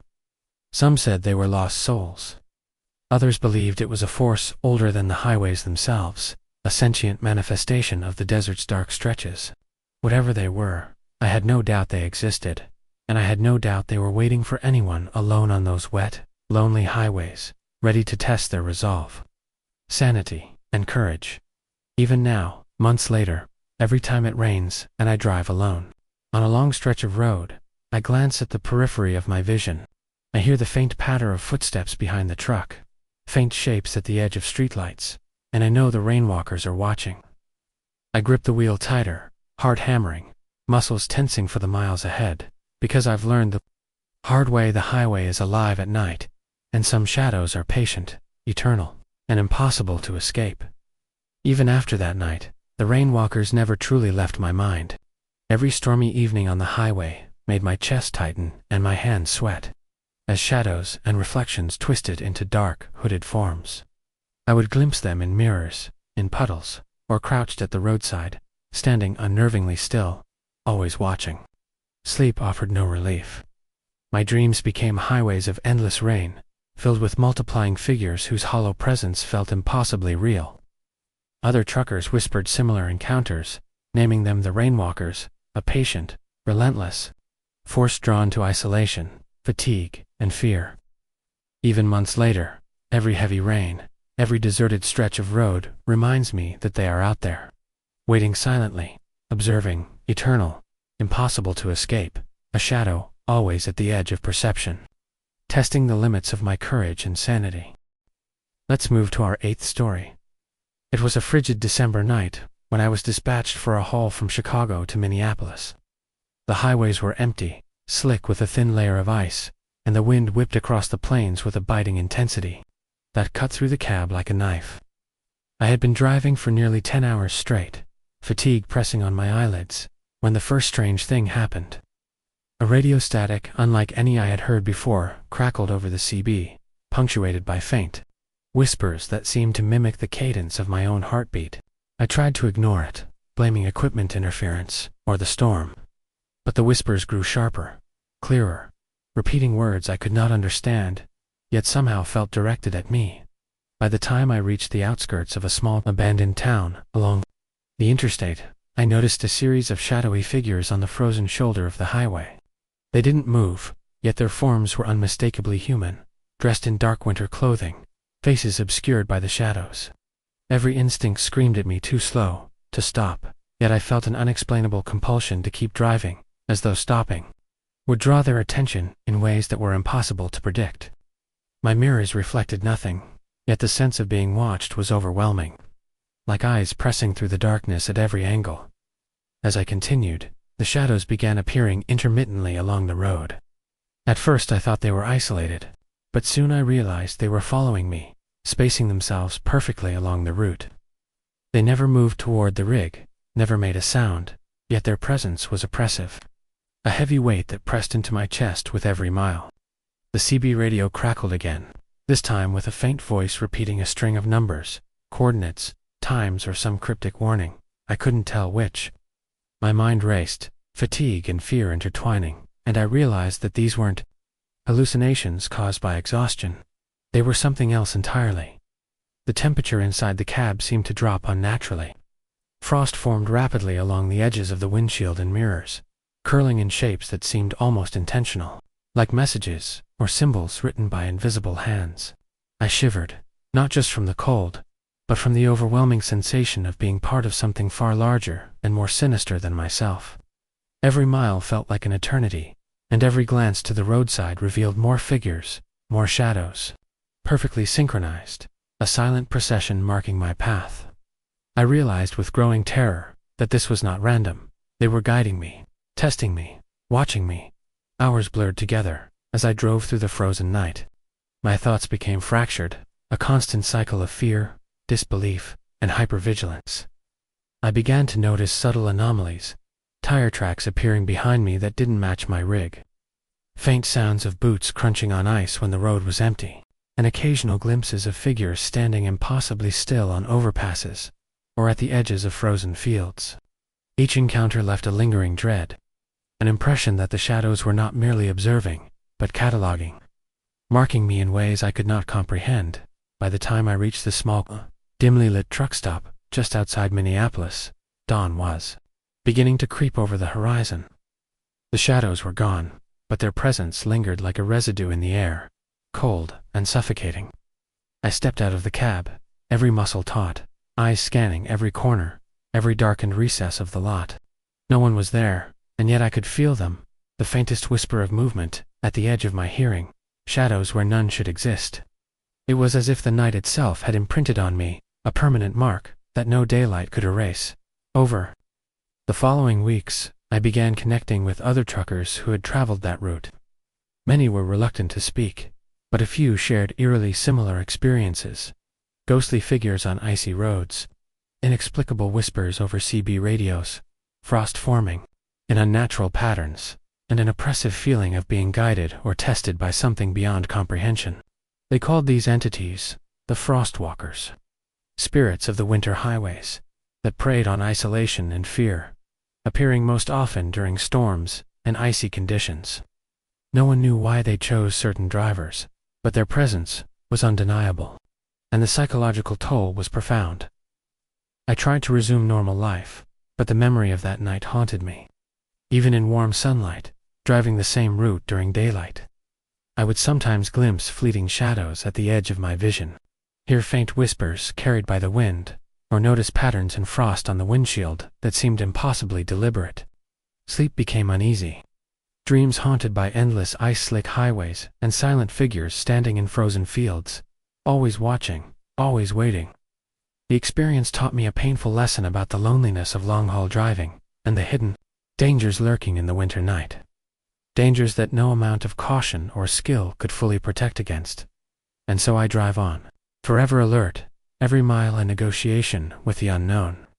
Every icy stretch of highway, a reminder that some roads are haunted, not by ghosts of the past, but by entities patient, silent, and relentless, marking drivers in ways that leave permanent echoes in the mind. I have learned that isolation and fear are invitations. And the Frostwalkers never forget even, after that fateful night, the Frostwalkers never truly left my thoughts. Every winter hall became a mental battlefield. The mere sound of wind whipping across empty highways triggered a shiver that wasn't entirely from the cold. I began noticing subtle signs that something unseen was present, frost forming unnaturally fast along the edges of my cab windows, footsteps in the snow that didn't match the tires or the conditions, and shadows appearing and disappearing in the distance, always just beyond the reach of my headlights. My sleep was plagued with dreams of icy roads stretching endlessly, lined with hooded, silent figures, their presence so real that I would awaken gasping, convinced they were still there, waiting. I started documenting every encounter, every anomaly, every sensation. The Frostwalkers seemed drawn to isolation, fatigue, and fear. They appeared mostly on icy stretches, during storms, or when the road was deserted, perfectly timing their appearances with the most vulnerable moments in a driver's night. Sometimes a single figure would appear, standing impossibly still in the lane. Other times, multiple figures would form a pattern along the roadside, creating a chilling rhythm, a silent message I could not decipher. Even when I took alternative routes, I could feel their presence lingering, a heavy weight pressing into my mind, reminding me that avoidance was temporary and safety was an illusion. The psychological toll was immense. I became hypervigilant, scanning every dark corner, mirror reflection, and stretch of road for signs of movement. My hands would shake on the wheel, my heart hammering at the faintest anomaly. Occasionally, I would glimpse them in fleeting reflections, frozen for a heartbeat in a puddle or on ice, and vanish when I looked directly. The subtle sounds, the faint crunch of boots on frozen asphalt, whispers carried by the wind, or the low hum of the storm, became part of the landscape of fear that accompanied every winter night drive. Even months later, when the roads were clear and daylight bathed the highways, the memory haunted me. I would see frost forming patterns in my windshield that resembled the hooded figures, shadows at the roadside that disappeared when approached, or faint footprints in snow where no one had walked. Other truckers confirmed similar experiences, each story echoing the terrifying consistency of the Frostwalkers' presence. They were patient, intelligent, and relentless testing drivers, marking them, ensuring that their psychological imprint endured long after the storm had passed. The haunting left a permanent mark on my life. Even now, every winter, I feel a shiver when I drive alone on icy stretches, my pulse quickening at the faintest whisper of wind or the reflection of distant lights. I have learned to respect the night, the storm, and the loneliness of the road, for the Frostwalkers are always there, waiting patiently, silently, eternally, marking the roads with their chilling presence, and reminding every driver who dares the winter highways that some forces are beyond comprehension, impossible to outrun, and impossible to forget. Let's move to our 9th story. It was an unusually foggy September evening when I received a last-minute freight assignment from Detroit to Buffalo. The roads were slick from a recent drizzle, and visibility was low, the mist curling around the headlights of my rig like ghostly fingers. I had been driving for nearly 12 hours straight, my body exhausted, but the dispatcher insisted it had to be delivered that night. At first, everything seemed routine, the hum of the engine and the rhythm of the tires on wet asphalt lulling me into a familiar trance. But soon, subtle anomalies began to appear. Shadows moving at the edge of the fog, faint shapes standing motionless along the roadside, and a deep, pervasive sense that I was being followed. By the time I entered the desolate stretch near the outskirts of Toledo, I noticed a figure walking along the median, pacing parallel to my rig. It was tall, unnaturally thin, dressed in tattered clothing that seemed damp from the mist, and its face was obscured, hidden beneath the hood of a sodden coat. At first I thought it might be a pedestrian lost in the fog, but as I passed, it didn't react, didn't flinch, didn't even blink. Its presence was not just unsettling, it felt sentient, aware of me in a way that no human could be. My chest tightened, and an instinctive terror rose in me, yet I pressed on, telling myself that it was just a hallucination, fatigue tricking my senses. The figure continued to appear, intermittently. Sometimes on overpasses, sometimes standing silently on the shoulder of the road. Each time I glanced at it, it seemed to grow taller, more imposing, as if feeding off my fear. The fog thickened around it, muting the colors of the highway and stretching shadows into impossible forms. The CB radio crackled sporadically, static at first, then faint whispers repeating my name in a distorted, hollow tone. My hands gripped the wheel tighter, eyes scanning every darkened corner, every roadside tree line, expecting the figure to emerge again. Hours blurred together as I drove through the misty night. The pacing figure began to multiply at first. I saw 2, then 3, and soon an entire procession of tall, hooded forms following my rig at precise intervals. They never approached too closely, never made a sound. Yet the presence was suffocating, oppressive, like an invisible hand pressing against my chest. Every attempt to shake them, to accelerate or change lanes, proved futile. They always reappeared, silently mirroring my movements. It became apparent that this was not a random haunting but a predatory phenomenon, observing, testing, and tormenting me in ways that were impossible to explain rationally. The physical effects began to manifest. My body ached from tension, my eyes burned from staring through the fog, and the rhythmic pounding of my pulse echoed in my ears like the beat of an ominous drum. The fog itself seemed to distort reality. Shadows shifted unnaturally, road signs appeared warped, and every reflective surface, mirrors, puddles, even wet asphalt, became a portal for the apparition of these figures. I caught glimpses of elongated limbs, hollow, featureless faces, and movements that defied normal human anatomy. Panic and disbelief intertwined, yet I was trapped in the relentless cycle of fear and motion, unable to escape their silent observation. By the time I reached a small, dimly lit rest stop just past Cleveland, I pulled over, desperate for a brief respite. The figures had vanished, but their presence lingered like a residue in the air. The mist swirled around the lot, and I could feel the temperature drop, cold seeping through the cab and into my bones. I sat frozen in the driver's seat, aware of every shadow, every flicker of movement in the periphery. It was clear that they were not confined to the highway. They could appear anywhere, unbound by conventional space or distance. The stories of other truckers who had encountered similar phenomena, spectral figures pacing alongside rigs, inexplicable whispers over the CB, shadows that defied physics, all came rushing back. These were no ordinary ghosts. They were something older, intelligent, and patient, preying on isolation and fear. The night stretched onward, and despite my exhaustion, I could not bring myself to sleep. My mind raced with strategies to evade or understand them, yet all logic seemed to fail. Every mile forward on the misty highway felt like a test of endurance, a psychological trial designed to strip away confidence, hope, and sanity. Occasionally, I would glimpse shapes reflected in the cab mirrors, figures whose features were impossible to focus on, fading when directly looked at, yet their menace remained palpable.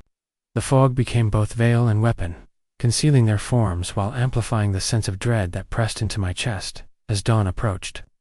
The mist began to thin, revealing the familiar contours of the road and distant lights of approaching towns. The figures vanished, leaving only the lingering impression of their presence, a permanent mark on my perception of night driving. But even in daylight, I could not shake the fear.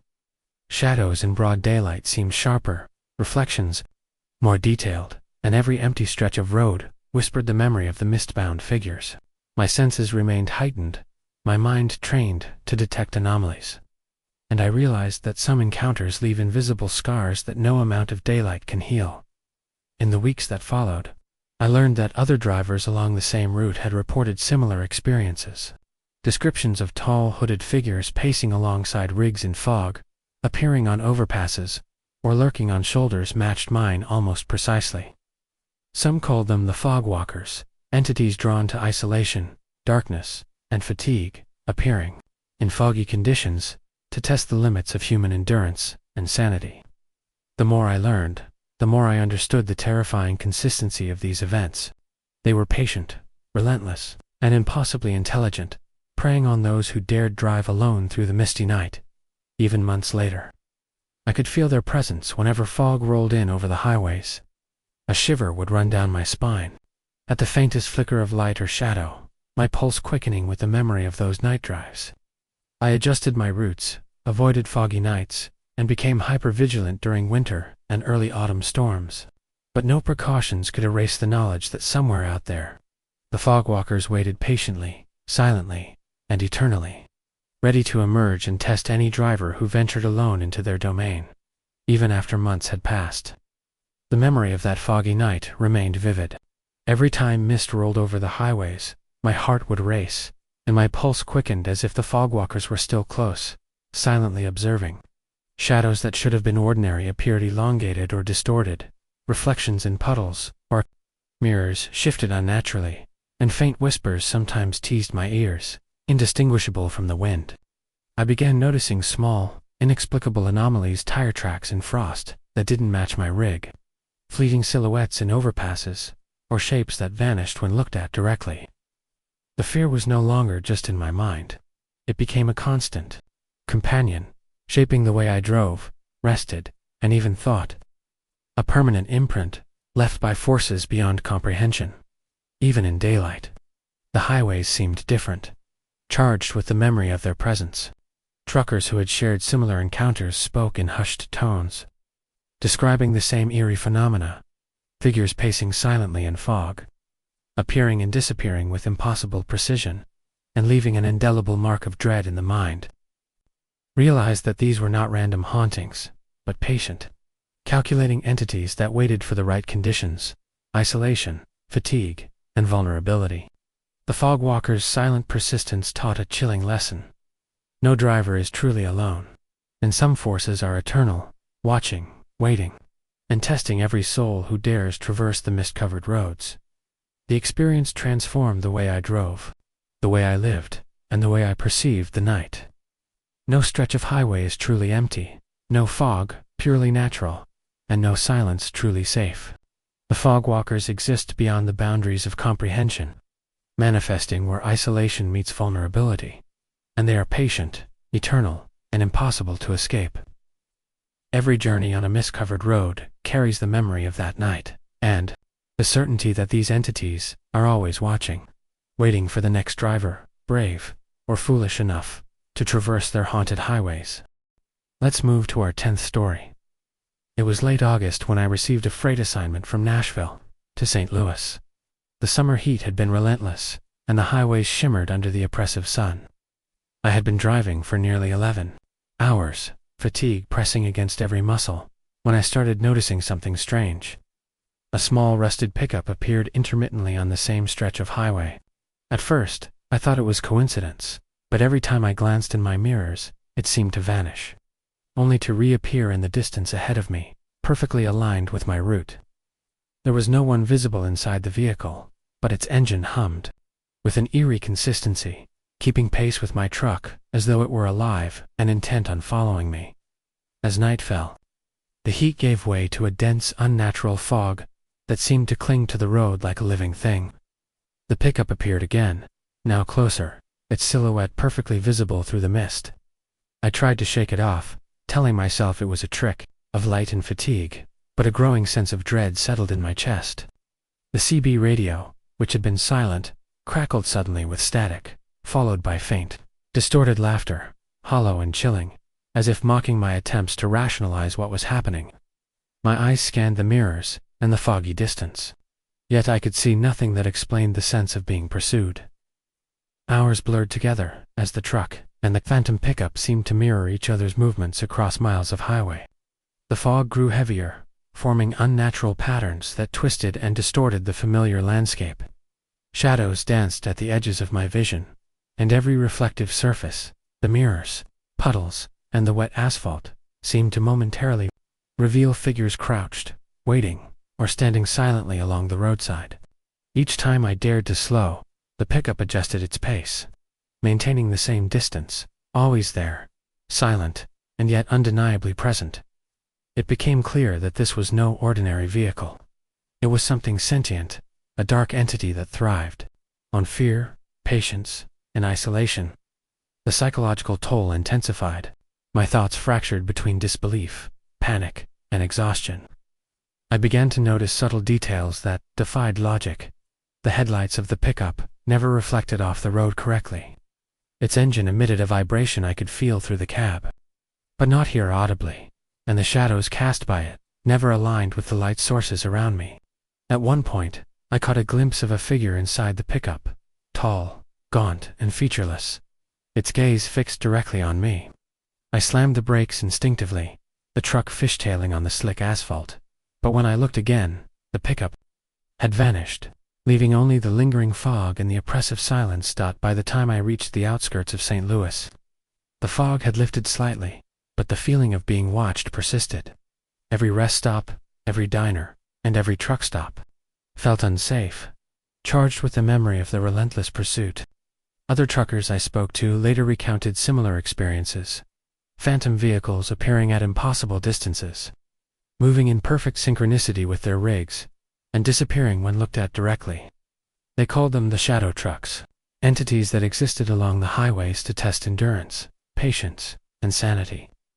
The stories matched mine in horrifying detail, and I realized I was not alone. These entities were consistent, patient, and remarkably intelligent. Even after the delivery was complete, the experience lingered. I found myself unable to drive the same route without anxiety. My senses hyperalert to any anomaly, a reflection in a puddle, a shadow in the fog, or the distant glint of headlights in the distance. Sleep became uneasy, filled with dreams of highways stretching endlessly, a dark pickup gliding silently behind me, and shadowy figures crouched along the roadside, all impossibly still, yet palpably menacing. The fear embedded itself into my psyche, a permanent scar that no amount of distance or daylight could erase. In the weeks that followed, I altered my routes, avoiding highways notorious for fog or isolation, but the memory of the shadow trucks haunted every mile. I realized that these entities were not bound by the physical world as we understand it. They existed in the liminal spaces of fear, isolation, and exhaustion, drawn to drivers most vulnerable to their presence. They were patient, silent, and eternal, leaving an imprint of dread that followed long after the encounter.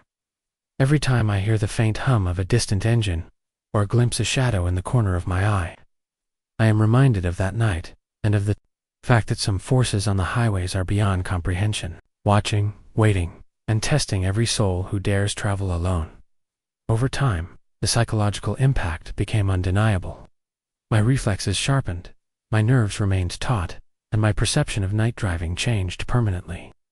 Highways that were once mundane now carried the invisible weight of potential encounters, each mile a negotiation with the unseen, each foggy or isolated stretch a test of endurance. I came to understand that fear was not merely a response, but a tool these entities wielded, amplifying every heartbeat, every shadow, and every flicker of light to remind me of their presence. Even months later, I remain hyper-vigilant. Any distant headlights, reflective puddles, or foggy stretch triggers a familiar anxiety that tightens my chest and accelerates my heartbeat. The shadow trucks are patient. They are waiting silently, stalking, observing, and marking those who traverse the highways alone. I have learned to respect the night, the empty road, and the isolation of long-haul driving, because these forces are eternal, unseen, and relentless.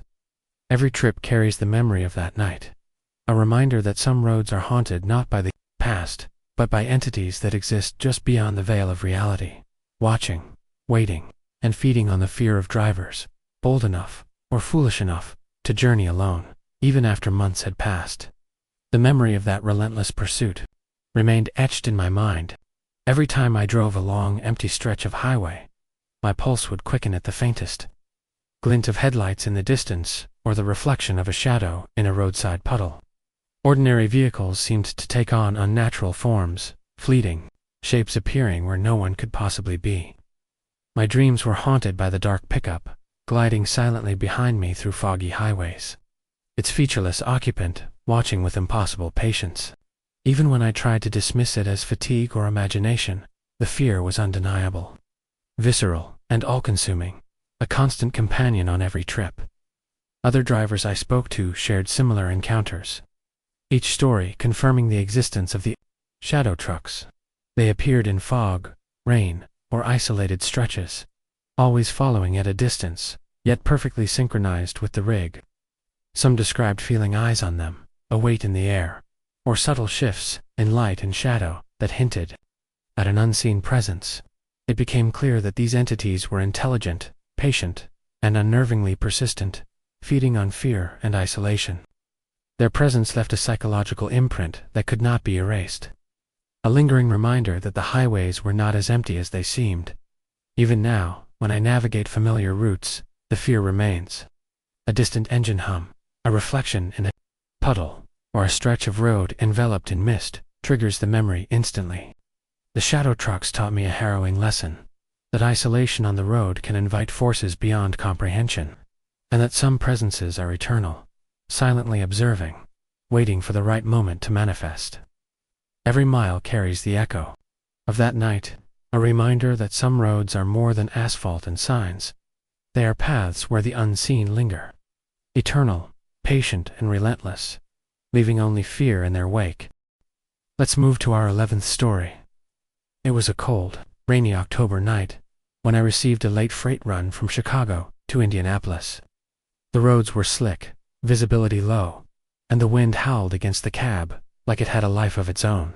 I had been driving for nearly 10 hours when I noticed the first anomaly, a lone figure standing on the shoulder of the highway, completely still, wearing a tattered raincoat and a wide-brimmed hat that shadowed their face. At first I dismissed it as a stranded traveler, but something about their posture, unnervingly rigid, made my chest tighten with unease. As I approached, the figure remained motionless, and the reflective surfaces of the cab suggested a second figure appearing for a brief moment, only to vanish the instant I focused on it. The rain intensified, turning the highway into a reflective, slick ribbon of asphalt that mirrored every light in the foggy night. That same figure appeared intermittently, along the route, always on the shoulder, never approaching, but somehow exuding a presence that demanded my attention. My mind tried to rationalize it, maybe another trucker, a hitchhiker, a trick of the fog and rain, yet the fear was tangible, crawling along my spine with a persistence that logic could not dissipate. Occasionally, in the rearview mirrors, I caught glimpses of movement in the shadows, more figures, perhaps, or reflections distorted by the storm. Always fleeting, always unnerving. Hours passed, and the weather worsened. The rain became a torrential downpour, the wind gusting violently, rocking the rig with every mile. It was then that I noticed tire tracks beside mine, fresh in the rain, running parallel to my path, but vanishing abruptly at strange intervals, as if the road itself were swallowing them. Every time I slowed or changed lanes, the tracks adjusted, always keeping pace with me. The presence of the figures grew more pronounced, their appearance in mirrors and reflections more frequent, yet always fleeting.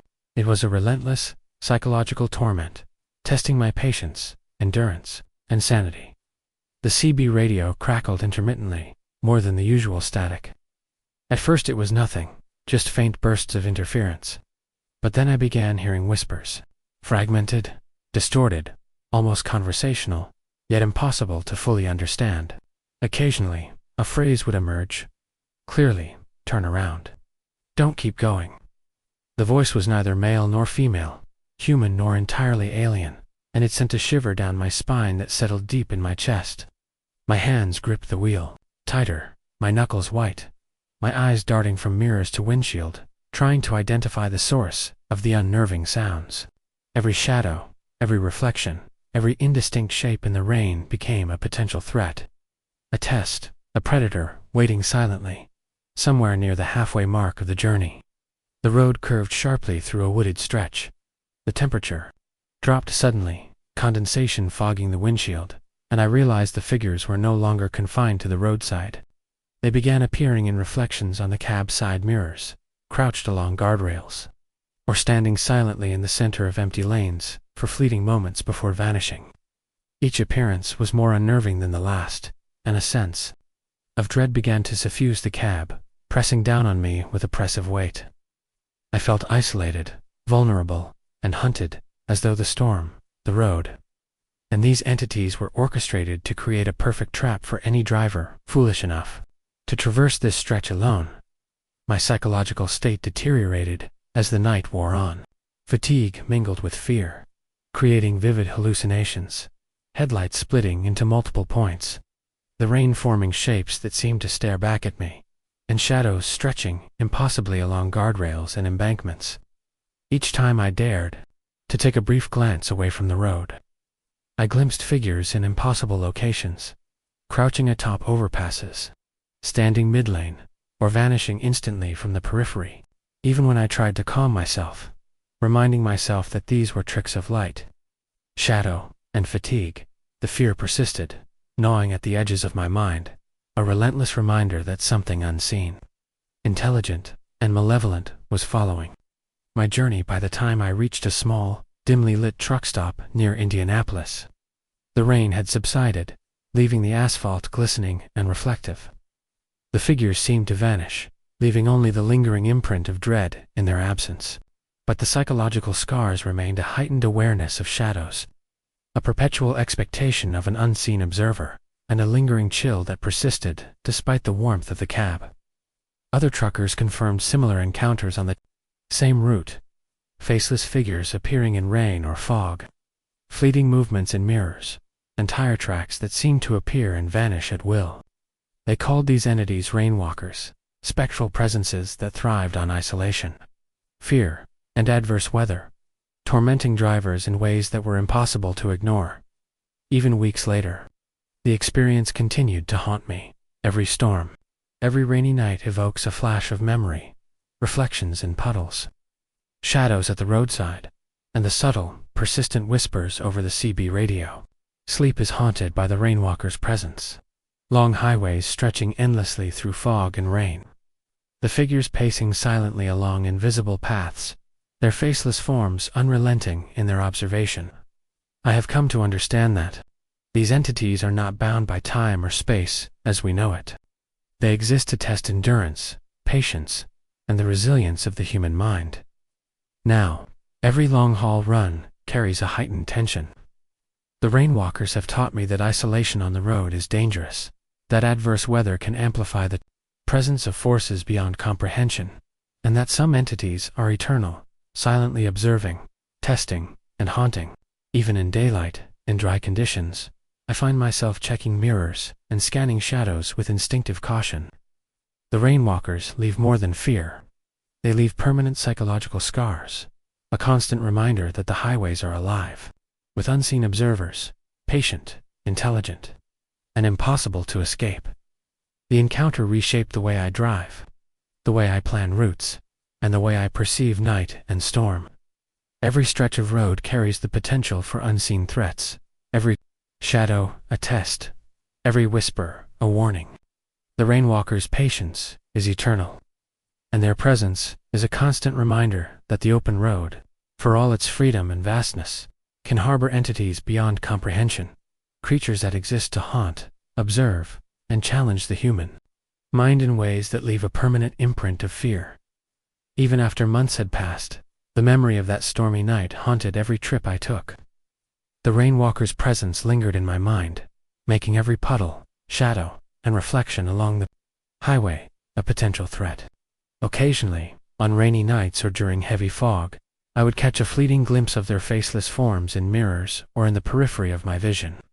Always silent, always watching. The whispers on the CB radio returned, sporadically, distorted, and unintelligible, as though testing my nerves once again.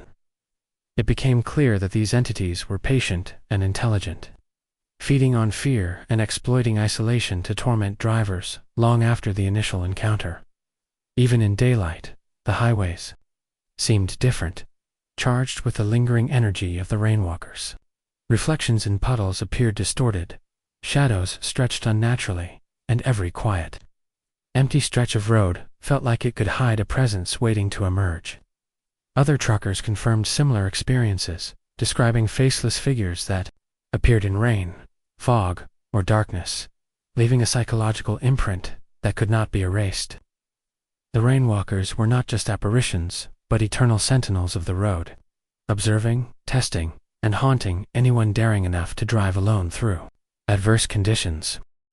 Let's move to our 12th story.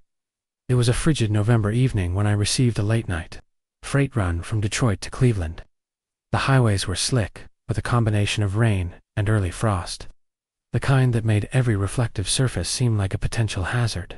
I had been driving for nearly 12 hours, fatigue pressing hard against my consciousness, when I noticed the first anomaly, a pair of headlights in the distance, moving in perfect sync with my truck, yet far too precise to be coincidental.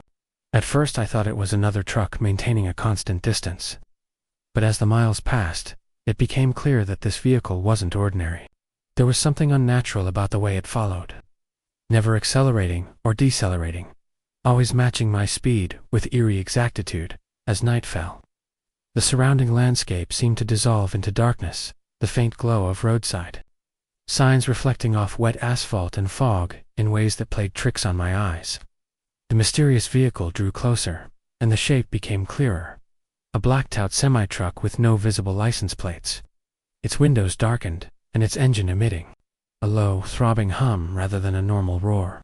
Panic gripped me as I realized that no other vehicles were on this stretch of highway, and yet this truck mirrored every movement I made, appearing and disappearing in my mirrors like a phantom. The air around the cab grew thick, almost tangible, pressing against me with a weight that had nothing to do with the weather. Hours passed, and the situation grew more unnerving. The phantom truck's headlights sometimes flickered, casting shadows that seemed to stretch and twist into humanoid forms along the road. Yet every time I tried to focus, they vanished. My mind raced to rationalize what I was seeing, perhaps an exhausted driver, hallucinating after hours on the road. But the fear was undeniable and tangible.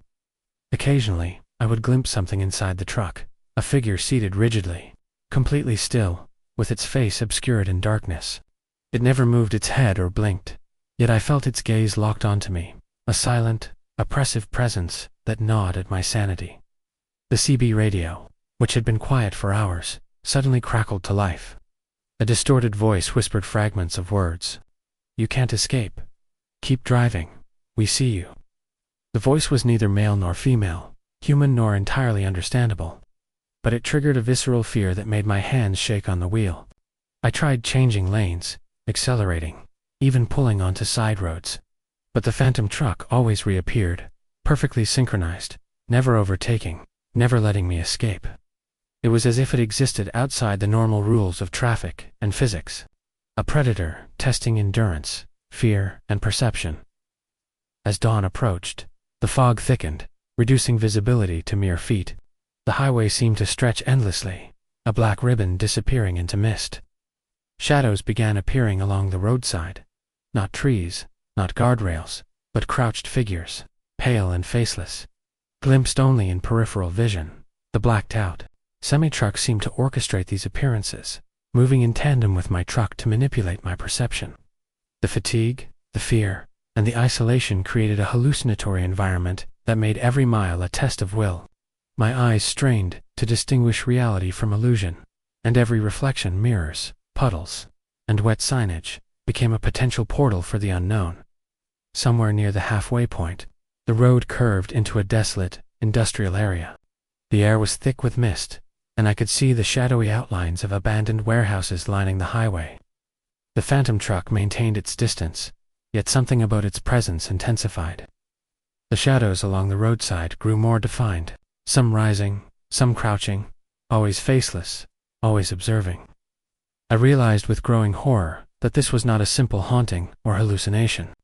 These were intelligent entities, feeding on fear, isolation, and exhaustion, testing the limits of human endurance in the dead of night. By the time I reached the outskirts of Cleveland, the blacked-out truck vanished as suddenly as it had appeared. The road cleared, and the shadows along the roadside dissipated, leaving only the lingering sense of dread. Yet the psychological imprint remained, an acute awareness of shadows, a heightened vigilance over reflections, and a persistent expectation of unseen observers. Other truckers I spoke with later confirmed similar encounters on the same route. Blacked-out semi-trucks that appeared in isolation, faceless figures on the roadside, and whispers through CB radios that seemed to echo from nowhere.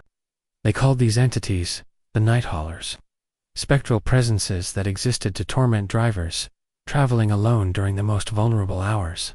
Even months later, the experience continued to haunt me. Every night drive evokes the memory of the blacked-out truck, the faceless observers, and the distorted whispers on the CB radio. The night haulers have taught me that isolation on the road is dangerous, that some stretches of highway exist beyond normal comprehension, and that certain entities are eternal, silently observing, testing, and haunting. Every trip carries the potential for encounter, every shadow a possible threat, and every reflection a reminder that the highways are not as empty as they seem. The psychological impact of this encounter reshaped how I drive, plan routes, and perceive night in isolation. I remain hypervigilant, scanning mirrors and roadside shadows instinctively, wary of every flicker of light or reflection in puddles. The night haulers are patient, eternal, and relentless, existing outside time and space as we understand it, leaving a permanent imprint of fear on every driver who dares traverse their roads alone. Every mile is a negotiation with the unseen, and every storm, fog, or lonely stretch of highway is a potential stage for their silent, observing menace, even in daylight. On familiar highways, the memory of that night lingers. Any black vehicle in the distance, any unexpected shadow along the roadside, or any distorted reflection evokes the chilling awareness that these entities never truly leave. They exist to watch, to test, and to instill fear, patient and intelligent, manipulating perception and preying on the solitude of long-haul drivers. The night haulers taught me that some presences are eternal, and that no amount of distance, daylight, or rational thought can entirely erase the memory of what lurks in the dark, silent stretches of highway. Even weeks after the encounter, the memory of that blacked-out truck and the faceless figures lingered in my mind, refusing to fade. Every long stretch of highway, every foggy curve, and every reflective puddle triggered flashes of that night, the synchronized movements, the distorted whispers over the CB radio, and the unnerving stillness of the faceless observers.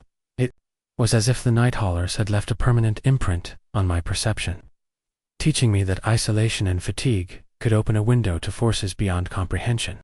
Even in the daylight, I found myself scanning the road with heightened vigilance, imagining shadows where there were none, and fearing the sudden appearance of a blacked-out rig mirroring my every movement. The encounters shared by other drivers only confirmed the reality of these entities.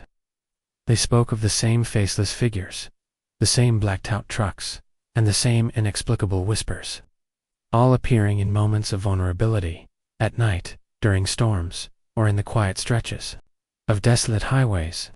It became clear that the night haulers were not bound by normal physics or time. They existed to haunt, observe, and test the endurance of anyone daring enough to travel alone. Their patience was eternal, and their presence was a silent, omnipresent reminder that the open road could harbor dangers unseen by ordinary eyes.